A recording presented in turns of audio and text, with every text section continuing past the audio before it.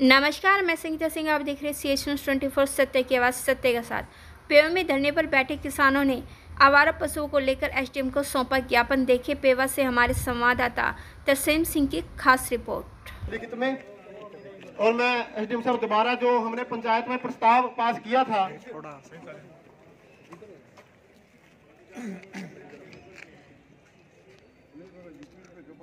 वैसे तो प्रस्ताव सीआईडी के माध्यम से भी आपके पास पहुंच गया होगा या पहुंच जाएगा।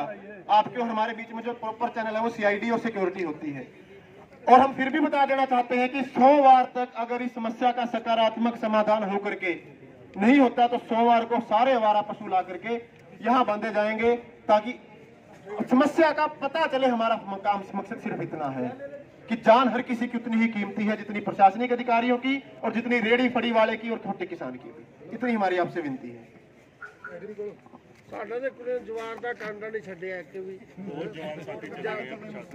साथियों को नमस्कार। आवारा पशुओं की वजह से जो दिक्कत हो रही है ये किसी एक वर्ग का मामला नहीं है। सिर्फ किसान ही इससे परेशान नहीं है, जो आमजन है या शहर है, सबकी ये समस्या है।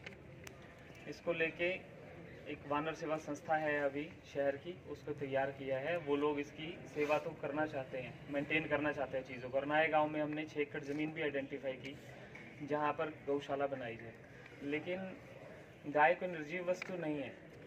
इस तरह की अगर आप गौशाला बनाते हो और उनकी जिम्मेदारी लेते हो तो ये एक बहुत ही संवेदनशील मामला भी हो जाता है। इसमें बहुत सारी छोटी छोटी चीज़ों का ध्यान भी रखना पड़ता है। उस संस्था से मेरी मीटिंग हुई थी शुक्रवार को ही, तो उन लोगों का कहना था हम राजी हैं, हम कर लेंगे जी ये वो। तो जब उनसे बात करी कि भाई ऐसा है कि तुम कल को वहाँ सरपंच की ज़मीन पर बनवा भी दो और फिर बाद में 6 महीने तो तुमने सेवा करी और बाद में कहो जी अब बस हमने जितनी करनी थी कर ली, फिर वो सरपंच के गले में पड़ जाए।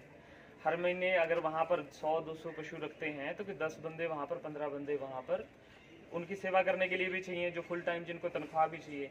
वो तनख्वाह गवर्नमेंट की या पंचायत के फिट चार्ज में नहीं है। उसके लिए हमने मंत्री साहब से बात करी है कि आप जितने भी पशु होंगे उन पर कितने हम व्यक्ति रख सकते हैं और वो सरकार की तरफ से उस खर्चे को जायज़ ठहराया जाए, इस बारे में आप सरकार से बात कीजिए। बल्कि आज ही नगरपालिका प्रधान रामधारी शर्मा और शहर की कुछ संस्थाओं से बात भी हुई थी, तो उनकी चर्चाएं अभी चल रही है। इसी चीज़ का मैंने आश्वासन तब भी दिया था, लेकिन कोई सरपंच नहीं था उस टाइम पे, कोई जिम्मेदारी गांव में भी लेना नहीं चाहता। आप समझते हैं कि ये ऐसा काम नहीं है कि आज जिम्मेदारी ले ली और 10 दिन बाद कोई छोड़ के भाग जाए। तो जब एक संस्था बनाना पड़ती है, जब एक तंत्र बनाना पड़ता है, तो उसमें समय भी लगता है और सारी चीज़ें सही हो तभी आगे जाया जाता है। मथाना गाँव में गौशाला एक बनी थी, तो सरपंच साहब ने वहाँ पे बड़ी जिम्मेदारी ली कि हम यहाँ पर जो है गौशाला को चलाएंगे। तो जैसे ही उन्होंने बनाई, पूरे शहर वाले, पूरे मतलब जिले वाले है वहाँ पे जाके छोड़ आते थे। अब उनके पास चाहे तूड़ा ना हो, चाहे कोई और समस्या थी, लोगों ने सहयोग भी किया, लेकिन बारिश पड़ गई एक बार और नीचे कीचड़ हो गया क्योंकि कच्चा था वहाँ पे, और कई गौवें उसमें धंस के मर गई। तो वो उनके ऊपर फिर केस मुकदमे और बाकी सारी चीज़ें चलती रहीं। तो ये चीज़ें एक दिन में मैं आपकी इन बातों से अवगत भी हूँ। मैं खुद भी लोकल ही रहता हूँ और हमें भी बड़ा दुख होता है जब इस तरह की जान माल की क्षति होती है इन वजहों से। लेकिन काम ऐसा करना चाहिए जो कल को ऐसा ना हो ना कि वहाँ पे मैं 500 गाय इकट्ठी भी कर लूँ और फिर लास्ट में मैं उनका कुछ कर ना पाऊँ।